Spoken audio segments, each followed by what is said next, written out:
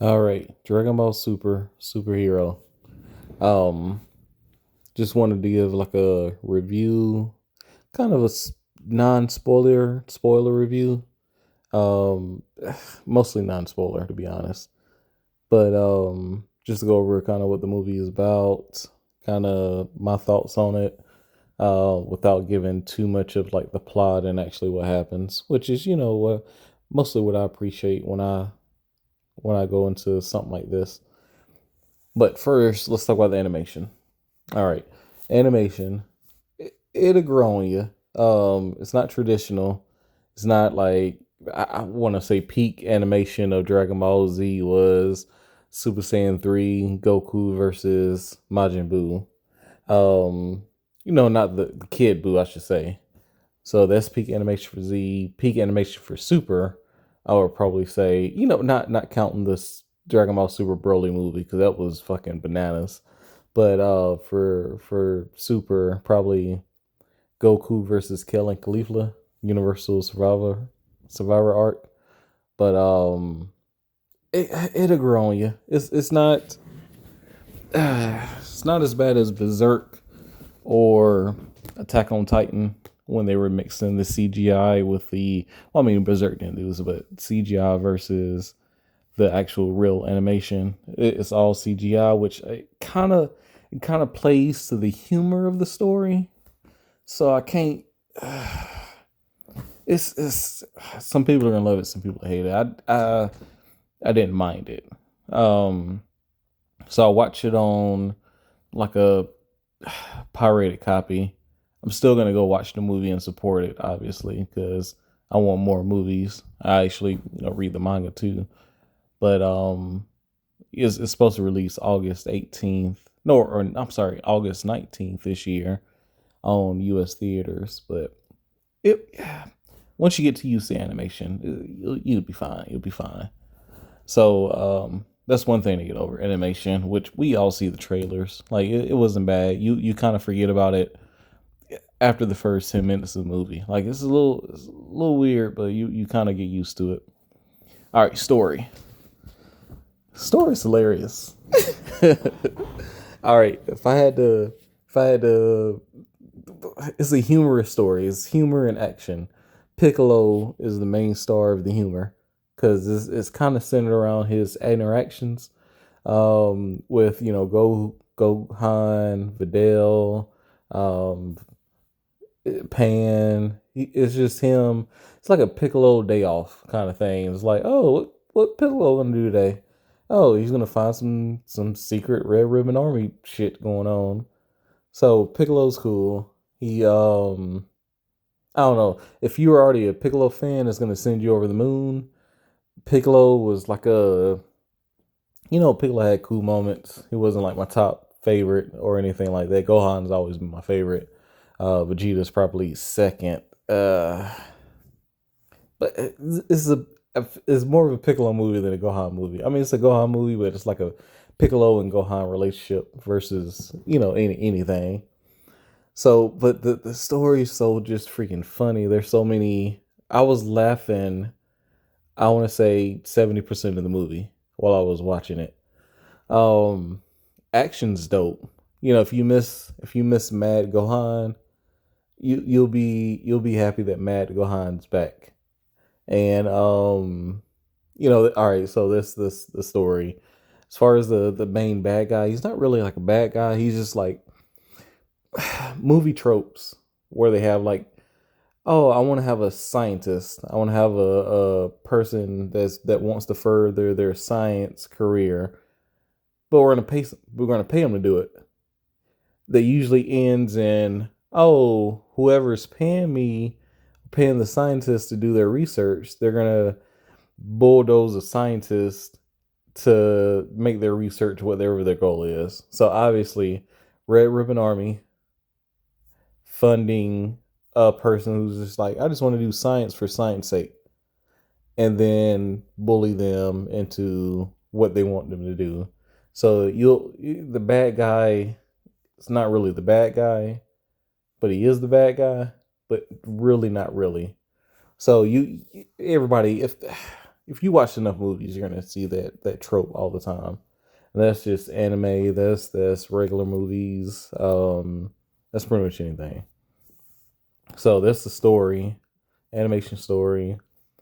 The I'll say the big moments. Not spoiling anything, but so it's centered around Piccolo and Gohan's relationship mostly. We get to see not adult, I'm sorry, teenager Goten and Trunks. They make an appearance, which is pretty darn awesome. This is a good moment. We see Gohan actually get angry like he usually does. And there's a moment towards the end of the movie.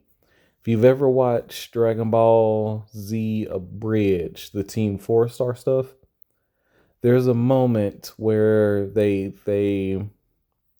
Gohan versus Cell, where the big moment where Cell's like, I'm gonna blow up the earth. Gohan does like the calm Kamehameha and just sends it flying and obliterates Cell. And then, obviously Cell gets mad after that.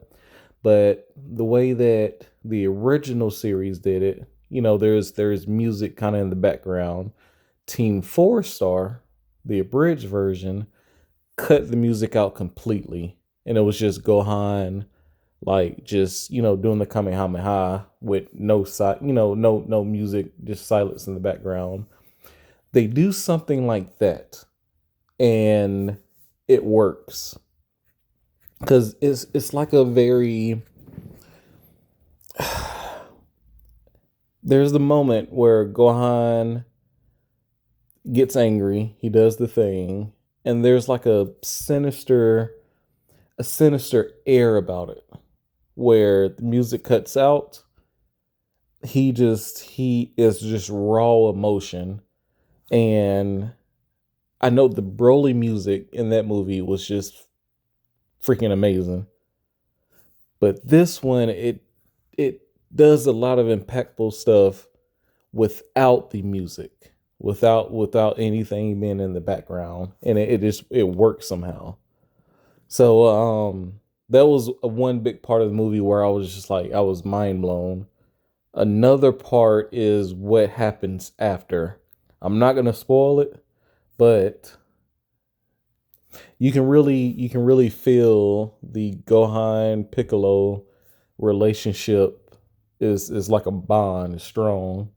And I think that was kind of the full circle of the movie. And that's part of the humor of the movie, is that Piccolo is like throughout the movie he's like doing stuff to like look out for Gohan. So I don't know, man. It's such a good movie. It's like a feel good movie almost. Like action, has the comedy, but it has the underlying like shit. Piccolo really fucking goddamn cares about Gohan and his family. Like Piccolo's a good fucking dude. If it wasn't already apparent, Piccolo's goddamn that dude, because he's a fucking ride or die for fucking Gohan. It's dope. It's dope. Last thing. So I've learned throughout, Marvel movies, some Dragon Ball movies, some other movies, but I've learned to watch past the credits. So there's like all right, so you have the A storyline. You got the Gohan Piccolo, Red Ribbon Army stuff. The Gamma number 1, Gamma number 2. You got that's the A line story. But you have a B story, which is, Piccolo doing his thing. Then you have like the C story, like the one that you almost forget about towards the end of the movie is Gohan and Vegeta on Beerus's planet, doing their sparring and stuff. There's a end credit scene that happens that's so fucking funny that laughing about it right now. It's so fucking funny that it kills me. It fucking murdered me. And I was legit crying for a little bit. Oh man. Like I can't wait to see it in theaters. I don't regret watching it. It's just I'll watch it about 20 more times if I will. But if y'all are on the fence about saying it, hopefully I didn't. I kept it strictly just standard. You know, but it's such a good movie. It's such a good movie. So please support it when it comes out. Please support it.